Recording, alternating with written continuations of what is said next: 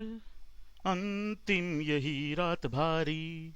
क्या देख रहा है भाई? वीडियो को लाइक करो, चैनल को सब्सक्राइब करो, खींच के रखो मीटर, ढील मत दिया करो। ये कुत्ते भौंकने की आवाजें बहुत आ रही हैं भाई यार, पता नहीं कहां से आ रही है। हेलो, हाँ जी पैजन पीसफुल कंट्री से बोल रहे हो?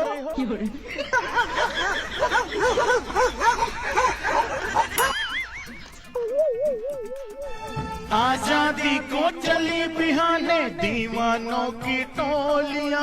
दम लगा दो भाइयों, जो है कल है, उसके बाद कुछ नहीं है। खून से अपने लिख देंगे हम इनकलाब की बोलियां। हम वापस लौटेंगे लेकर आजादी का चोला।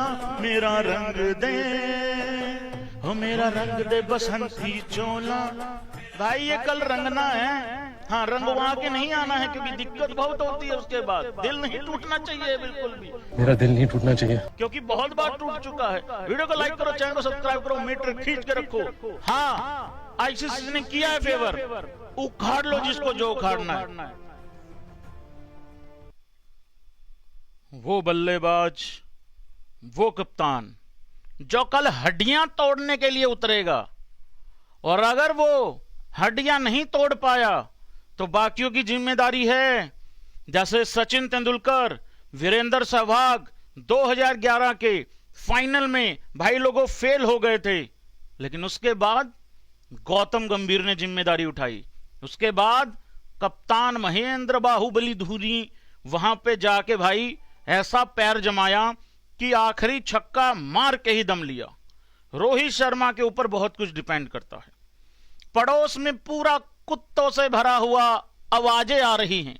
पूरी रात से भैंस की आंख सोने नहीं दिया इन भिखारियों ने। क्या तुम लोगों के साथ भी ये दिक्कत आ रही है पैजन? यार कल यार भाई भौंके जा रहे हैं यार, चुप ही नहीं होते यार भाई, पूरी पूरी रात आवाजें आती हैं यार। कर हमारे लाइव में भी, क्योंकि भाई मैं इधर हूं ना, चंडीगढ़ में हूं ना, तो इधर नजदीक फिर पंजाब आ गया अपना। पंजाब के उधर बिल्कुल साथ में लगता है भाई ये भिखारी। भाव भाव भाव भाव भाव भाव भाई आवाजें आई जा रही। अभी मैंने फोन भी मिलाया था, मैंने कहा चलो चुप कर देता हूं, कोई बात नहीं। लेकिन भाई फिर उसके बाद क्या करें यार भाई। तो भाई लोगों, हम आईसीसी की मदद से फाइनल में पहुंचे हैं। इसका मैं मुंह तोड़ नहीं, इसका मैं कुछ और तोड़ जवाब दूंगा। अभी थोड़ी देर दे दो बस मेरे को, ठीक है? लाइक सब्सक्राइब मीटर खींच के रखना है, ढील बिल्कुल देनी नहीं है, इमोशनल फूल होना नहीं है। सामने वाली टीम चने बेच के और कोई तुक्के से नहीं पहुंची है, काबिलियत से पहुंची है। याद रखना ये बात। उनके पास एक दो बल्लेबाज ऐसा है, अगर उनका दिन आ गया सामने वाले का कुछ नहीं छोड़ते वो लोग। तो भाई ये चीज याद रखनी है, उसके ऊपर भी बात करेंगे। फिर आऊंगा तुम भाइयों के ऊपर।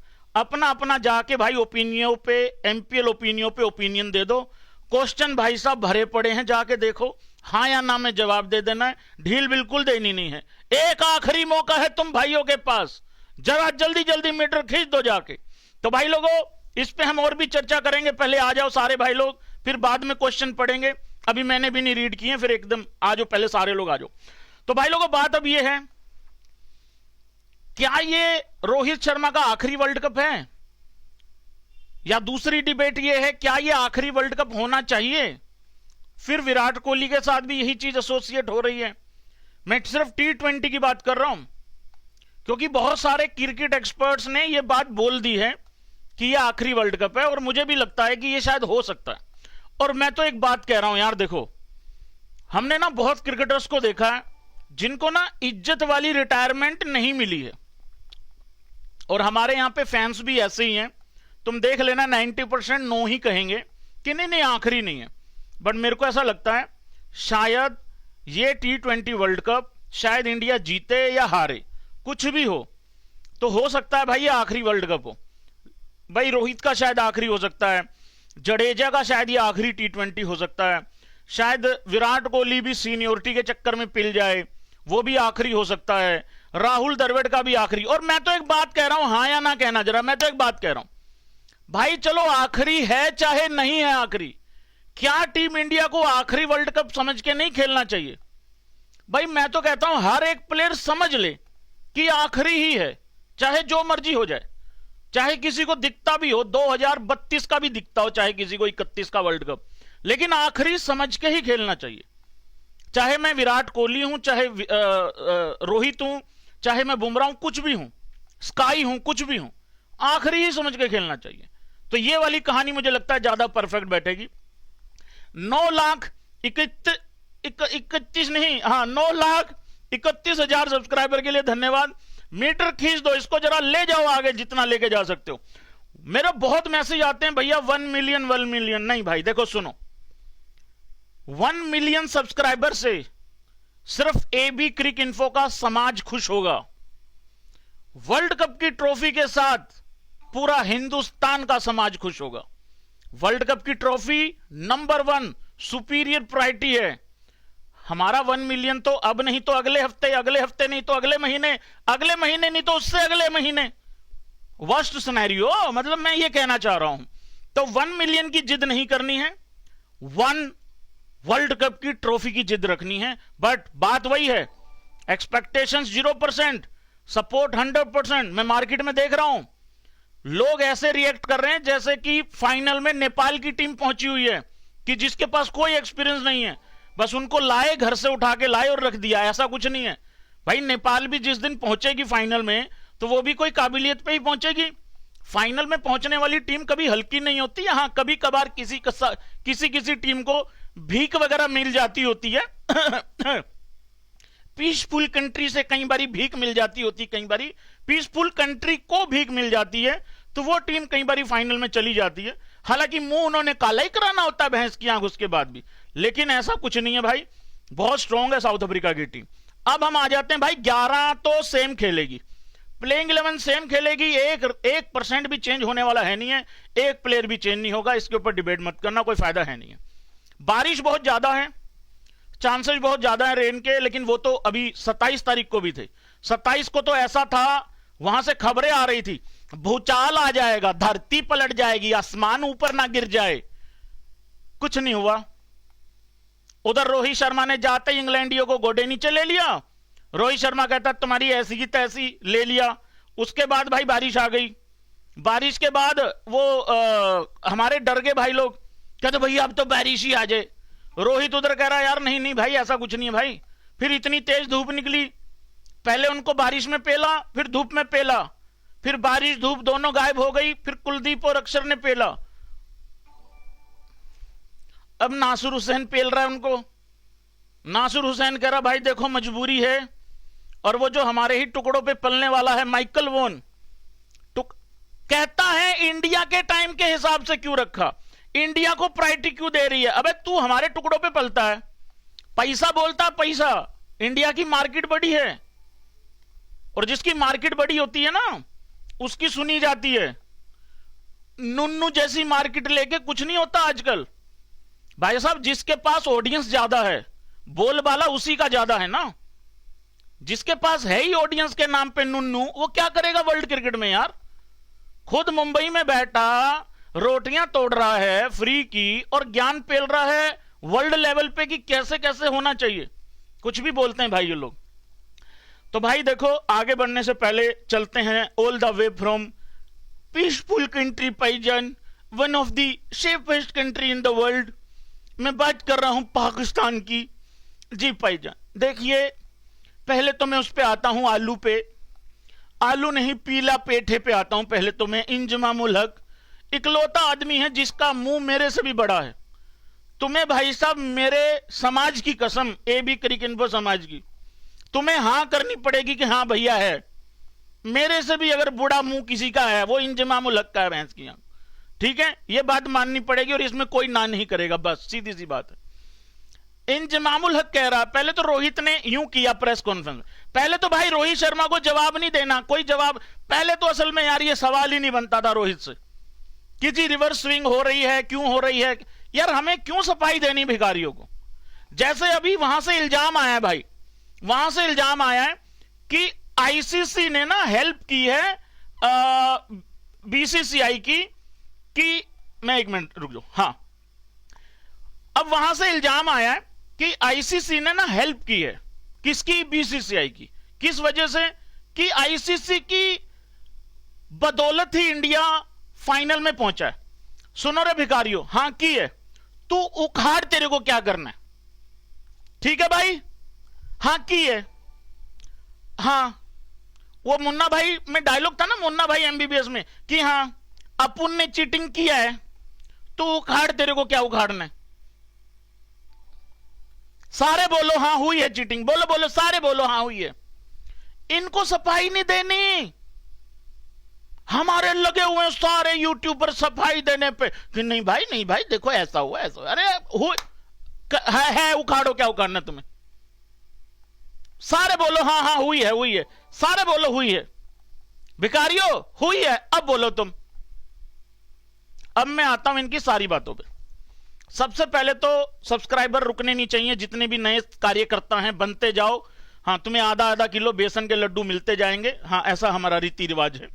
पुराने लोग कोई नहीं बोलेंगे कि हमें नहीं मिले, चुप रहना थोड़ी देर। मिलेंगे यार, पर्सनली दूंगा आके। भरत जी 14 नंबर जर्सी और मैं एक्टिवा पे आएंगे, हम लोग दे के जाएंगे, ठीक है। हाँ, एक दिन रात को हम लोग आएंगे, 12 बजे रख के चले जाएंगे आदर सम्मान से, ठीक है। सुनो भाई, इंजमामुल हक ने पहले एक बकैती पेली थी कि बोल के साथ ना छेड़खानी हुई है। एक तो इसको सीधा नहीं बोलने आता, कके जी कर करके बोलता है ये, ठीक है। ऐसा लगता है इसकी क्लच प्लेट खराब हो रखी है और इसके हल्के फुल्के ब्रेक पैड में भी दिक्कत है कहीं ना कहीं, ऐसा मुझे फील होता है कई बार। तो इसने कहा कि बोल के साथ छेड़खानी हुई है। एक तो चोरों को सब चोर लगते हैं भाई, काला चश्मा लगाओगे तो नीला नहीं दिखेगा ना, कभी नहीं दिखता। लेकिन ये फुद्दू ऐसे हैं, नीला चश्मा लगा के सोचते हैं दुनिया ही नीली है। अबे दुनिया नीली नहीं है भिखारियों, चश्मा उतारो। दुनिया तो रिंग बिरंगी ही है भाई साहब, एक रंग की नहीं है, चश्मा उतारो। हां, थोड़ी देर के लिए सेम लगनी चाहिए। एक तो भिखारियों को सब भिखारी लगते हैं, चोरों को सब चोर लगते हैं।